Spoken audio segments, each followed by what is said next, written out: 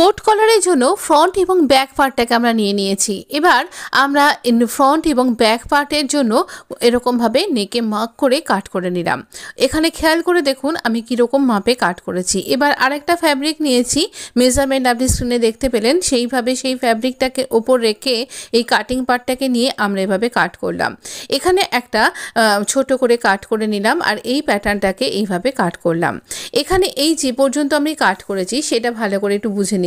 এইখান থেকে এই পর্যন্ত আমরা এইরকমভাবে 3 ইঞ্চি করে মার্ক করছি। এখানে 0.2 এইরকম মার্ক করে নিয়ে আমরা এই 1.75 ইঞ্চ আর এইখানে 2 পয়েন্ট এইরকম একটা প্ল্যাকেটের অংশ আর এইখানে গোল রাউন্ড করে 1.75 ইঞ্চ এইভাবে আবার দুবার করে স্টিচ করব।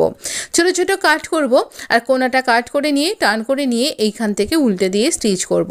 যেটা প্ল্যাকেটের অংশ সেখানে টপ স্টিচ করব আর এই গোল অংশতে টপ স্টিচ করব। শোল্ডারটা জয়েন্ট করে নিচ্ছি আমি এভাবে ফ্রন্ট এবং ব্যাক পার্টের সাথে। এবার আমরা কলারটা মেজার করব।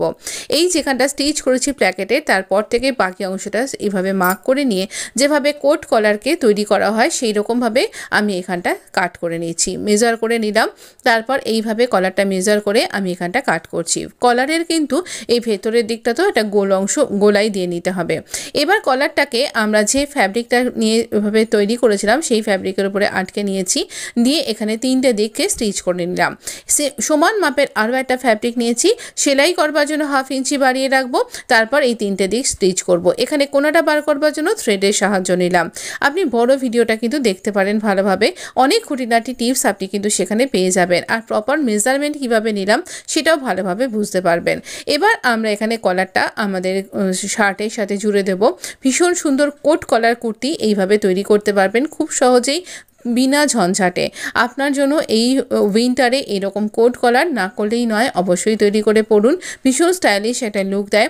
আর এরপর ওপর দিয়ে আরও একটা স্টিচ করে দেব। কেমন লাগলো ভিডিওটা জানাতে ভুলবেন না, বড় ভিডিওটা অবশ্যই দেখবেন।